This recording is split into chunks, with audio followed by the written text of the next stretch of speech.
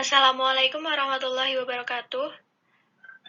Pada hari ini, kami dari kelompok 4 akan mempresentasikan tentang strategi penerjemahan, padanan gramatikal, dan padanan leksikal. Anggota kelompok kami adalah Adelia Ramadhani, Alja Genedili, dan Dinda Suryawedanti.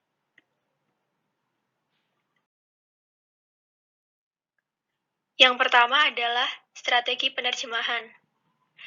Menurut Suryawinata dan Haryanto, strategi penerjemahan adalah taktik penerjemah untuk menerjemahkan kata atau kelompok kata, atau mungkin kalimat penuh apabila kalimat tersebut tidak bisa dipecah lagi menjadi unit yang lebih kecil untuk diterjemahkan. Konsep strategi yang dimaksud mengacu pada teknik yang telah peneliti jelaskan sebelumnya, karena contoh yang digambarkan Suryawinata terjadi pada tataran mikro sebagaimana penjelasan berikut.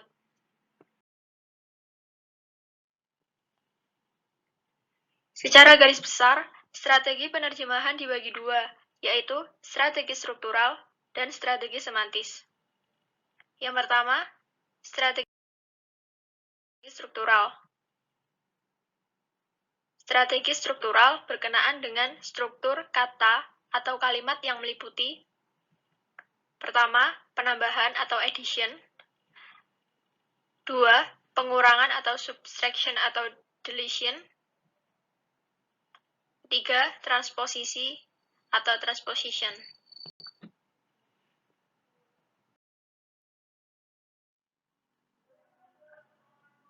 Yang pertama adalah penambahan atau addition. Penambahan di sini adalah penambahan kata-kata di dalam BSA karena struktur BSA memang menghendaki demikian. Penambahan jenis ini bukanlah masalah pilihan, tapi suatu keharusan. Contoh, saya mahasiswa. Jika diterjemahkan ke dalam bahasa Jepang menjadi watashi wa gakusei desu. Pada contoh tersebut, kata wa dan des harus ditambahkan demi keberterimaan struktur bahasa sasaran. Yang kedua adalah pengurangan atau subtraction atau deletion. Pengurangan artinya adanya pengurangan elemen struktural BSA. Contohnya adalah watashi wa gakusei desu. Jika diterjemahkan ke dalam bahasa Indonesia menjadi saya mahasiswa. Pada contoh di atas, kata wa dan des dihilangkan dari BSA. Kemudian nomor 3 adalah transposisi atau transposition. Strategi penerjemahan ini digunakan untuk menerjemahkan klausa atau kalimat. Transposisi umumnya dilakukan karena alasan gaya bahasa. Transposisi mencakup pengubahan bentuk jamak ke bentuk tunggal, posisi kata sifat sampai pengubahan struktur kalimat secara keseluruhan. Contohnya adalah Oji-san to oba-san ga sundeimashita. Jika diterjemahkan menjadi hiduplah seorang kakek dan nenek. Kalimat di atas diterjemahkan dengan menggunakan teknik penerjemahan transposisi, yaitu pergeseran kategori atau pergeseran struktur, karena terdapat perbedaan struktur antara BSU dan BSA. Jadi struktur bahasa pada BSU adalah subjek predikat. Namun BSA struktur bahasanya berubah menjadi predikat subjek. Penerjemah menggunakan teknik penerjemahan transposisi, yaitu pergeseran kategori atau pergeseran struktur karena disesuaikan dengan struktur BSA.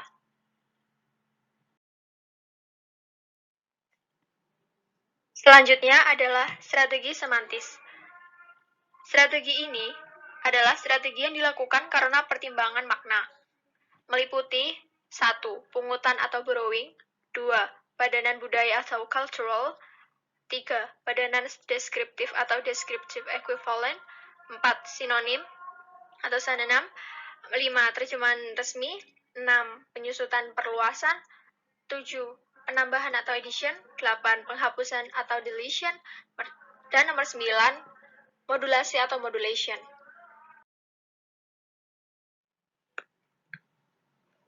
Yang pertama adalah pungutan atau borrowing.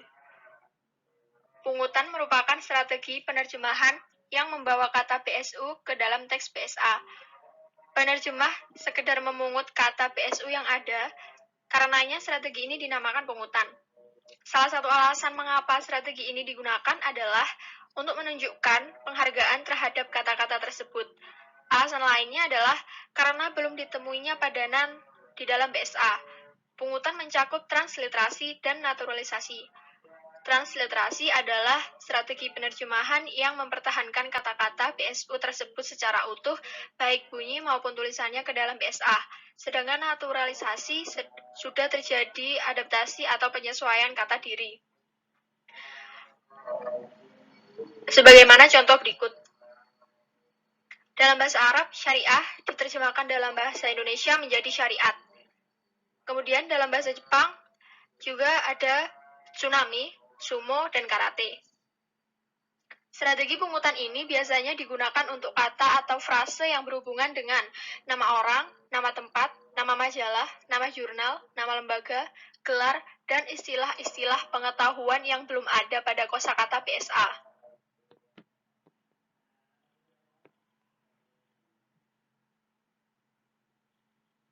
Yang kedua adalah padanan budaya atau cultural equivalent.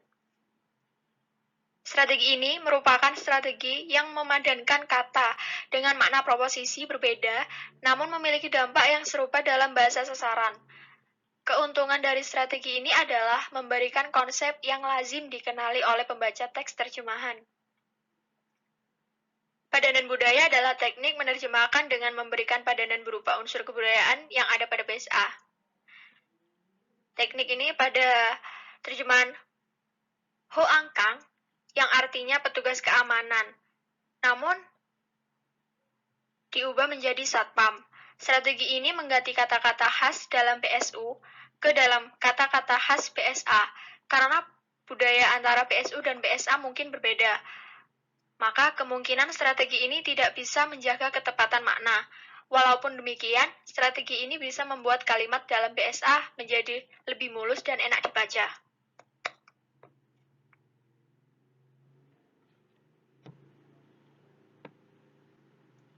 Selanjutnya adalah padanan deskriptif atau descriptive equivalent.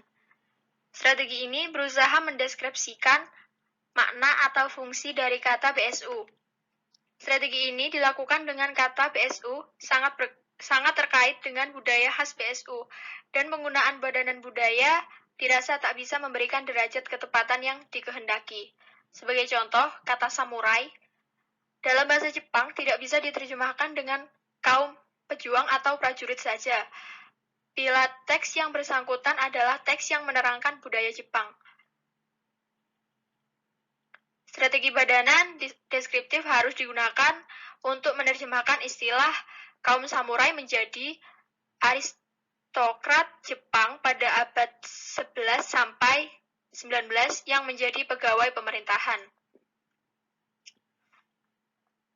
Dengan strategi ini, sebuah kata PSU diterjemahkan dalam PSA dengan cara memerinci komponen-komponen makna kata PSU tersebut. Hal ini dilakukan karena tidak adanya padanan satu-satu pada PSA, sementara penerjemah menganggap penting bahwa pembaca teks PSA perlu mengerti arti yang sebenarnya.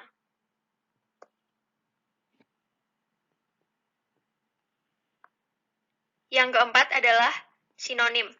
Dalam menerjemahkan, penerjemah bisa menggunakan kata PSA yang kurang lebih sama maknanya untuk kata PSU yang bersifat umum apabila penerjemah enggan menggunakan analisis komponensial dirasa mengganggu alur kalimat bahasa.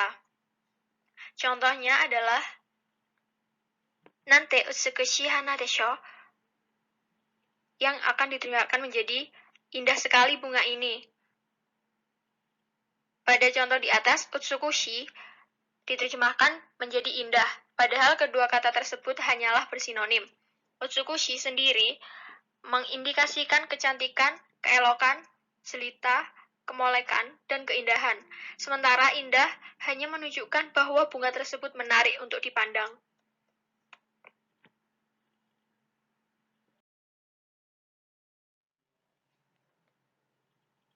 Selanjutnya, nomor 5 adalah terjemahan resmi. Strategi ini merupakan terjemahan resmi yang telah dibakukan. Penerjemah yang menerjemahkan naskah dari bahasa asing ke dalam bahasa Indonesia perlu memiliki pedoman pengindonesiaan nama dan kata asing yang dikeluarkan oleh Pusat Pengembangan dan Pembinaan Bahasa Departemen Pendidikan Kebudayaan Republik Indonesia. Nah, ini adalah link yang dapat kalian akses. Contohnya, dalam bahasa Inggris, email, yang dalam bahasa Indonesia menjadi surat elektronik atau pos elektronik. Dengan menggunakan strategi ini, penerjemah bisa menghemat waktu dalam menerjemah. Contoh lain yang dapat kalian lihat dalam link tersebut, ada boarding pass atau artinya kartu keberangkatan, kemudian AC yang artinya penyejuk udara, dan lain sebagainya.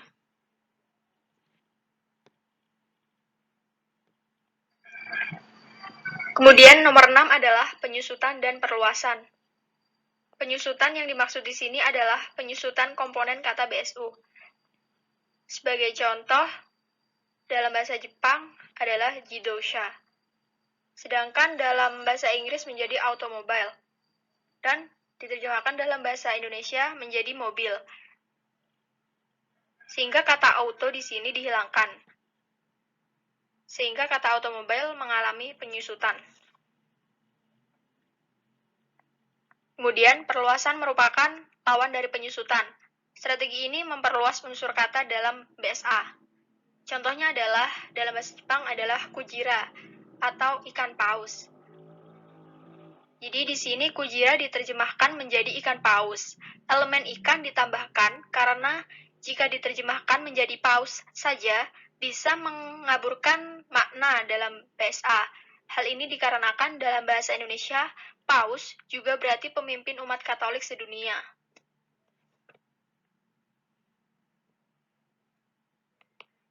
Kemudian yang ketujuh adalah penambahan atau addition. Lain halnya dengan penambahan pada strategi struktural, penambahan di sini dilakukan demi kepentingan kejelasan makna. Penerjemah memasukkan informasi tambahan di dalam teks terjemahannya, karena menurutnya pembaca memang memerlukan informasi tersebut. Informasi tambahan ini bisa diletakkan di dalam teks, di bagian bawah halaman atau catatan kaki, ataupun di bagian akhir dari teks. Seperti contohnya adalah dalam bahasa Jepang adalah Sekitsui Doubutsu, yang artinya vertebrata. Kemudian diberi tambahan catatan yaitu hewan bertulang belakang.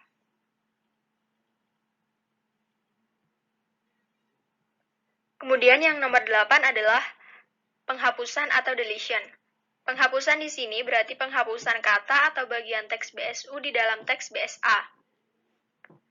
Dengan kata lain, kata atau bagian dari teks tersebut tidak diterjemahkan. Hal ini dilakukan dengan pertimbangan bahwa kata atau bagian tersebut tidak terlalu penting bagi keseluruhan teks dan biasanya sulit untuk diterjemahkan. Daripada menerjemahkannya dan membuat pembaca bingung, lebih baik kata atau bagian tersebut tidak diterjemahkan atau dihilangkan karena perbedaan maknanya tidak akan signifikan. Contohnya dalam bahasa Jepang adalah Dorobo ga sotto nozoiteiru to, yang artinya maling itu mengintip. Pada kalimat di atas, penghapusan terdapat pada tidak diterjemahkannya kata soto. Kata soto yang berarti secara diam-diam tidak diterjemahkan oleh penerjemah karena dalam kata nozoiteiru, mengintip, sudah terkandung arti secara diam-diam. Sehingga penerjemah tidak menerjemahkan kata soto karena hanya akan mengganggu pembaca dengan keterangan yang terlalu panjang.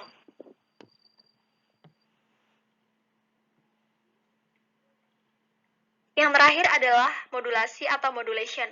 Strategi ini digunakan untuk menerjemahkan frase, klausa, atau kalimat. Penerjemah memandang pesan dalam kalimat BSU dari sudut yang berbeda atau cara pikir yang berbeda. Strategi ini digunakan jika penerjemahan kata-kata dengan makna literal tidak menghasilkan terjemahan yang wajar atau luas. Contoh dalam bahasa Jepang adalah Fudoshi yo shimete, yang diterjemahkan menjadi mengenakan fundoshi. Fundoshi di sini adalah celana dalam Laki-laki khas Jepang yang terbuat dari kain putih yang dililitkan di pinggang hingga menutup bagian kemaluannya. Nah, teknik modulasi pergeseran makna terdapat pada Fundo Shio Shimete, diterjemahkan menjadi mengenakan fundoshi.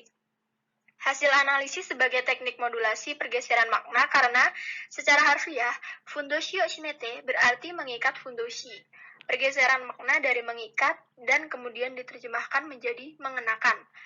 Ini disebabkan karena penerjemah menganggap kata mengenakan lebih dapat diterima dalam bahasa daripada mengikat.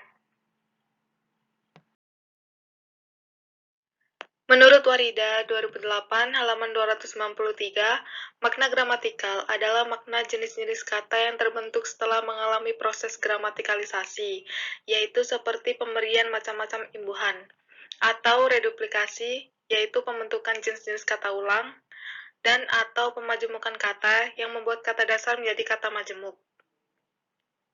Makna gramatikal ini sangat tergantung dari struktur jenis-jenis kalimat. Oleh karena itu, makna kata ini sering disebut dengan makna struktural. Makna gramatikal dalam bahasa Indonesia. Kata jalan.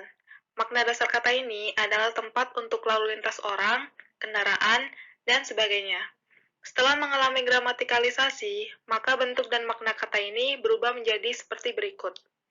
Yang pertama, berjalan. Kata jalan mengalami proses afiksasi atau pengimbuhan, di mana imbuhan yang diberikan pada kata ini adalah imbuhan awalan ber. Setelah diberi imbuhan, makna kata ini pun berubah menjadi bergerak dari satu titik menuju titik yang lainnya. Yang kedua, yaitu jalan-jalan. Kata dasar jalan mengalami proses reduplikasi atau pengulangan kata. Makna katanya pun berubah menjadi kegiatan berjalan yang bertujuan untuk bersenang-senang atau melepas penat. Dan yang ketiga, jalan keluar.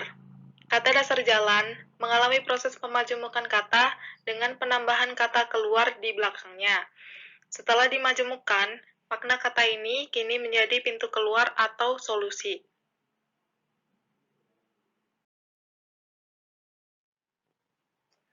Padanan gramatikal. Bahasa yang serumpun mempunyai gramatikal yang hampir sama.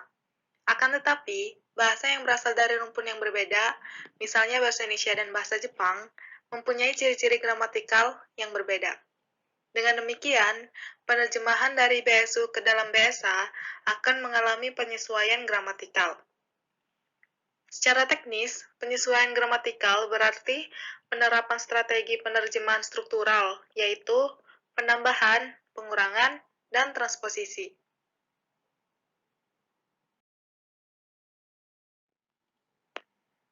Berikut adalah salah satu contoh kalimat terjemahan dari novel Yukiguni. Odorokimasu wa konna mahiro ni nani mo sharinai desho, yang diartikan sebagai, astaga, bagaimana Tuhan akan dapat membujuknya pada siang bolong seperti ini? Ungkapan frase odorokimasu wa secara gramatikal adalah frase verbal dengan inti verba odoroku yang bermakna leksikal terkejut. Frase ini diterjemahkan menjadi interjeksi astaga yang beracuan pelampiasan perasaan heran bercampur terkejut. Pertimbangan ini dilakukan dengan jelas berdasarkan pertimbangan pragmatisme bahasa. Frasa itu dalam bahasa Jepangnya, meskipun secara gramatikal dan semantis beracuan aksi terkejut, tetapi pada pemakaian pragmatik beracuan modalitas, yaitu pelampiasan perasaan heran bercampur terkejut.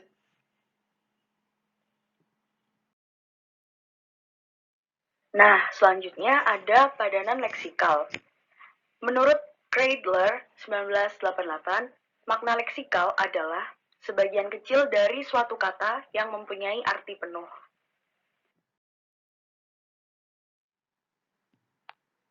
Padanan leksikal adalah makna yang dimiliki atau pada leksem, meskipun tanpa konteks apapun. Selain itu, makna leksikal juga disebut sebagai makna sebenarnya atau makna yang sesuai dengan apa yang diterima oleh indera kita. Padanan leksikal dikenal dengan istilah ji, sho, teki imi, atau goi, teki imi, yaitu makna kata yang sesungguhnya sesuai dengan referensinya sebagai hasil pengamatan indera dan terlepas dari unsur gramatikal. Seperti kata oki yang berarti besar. Jika ditangkap oleh mata, maka akan berarti sesuatu terlihat besar. Tetapi ketika diterima oleh telinga, maka berarti terdengar bunyi yang nyaring. Sekian presentasi dari kelompok kami. Atas perhatiannya, kami ucapkan terima kasih. Apabila masih ada yang tidak dimengerti, silahkan bertanya ya.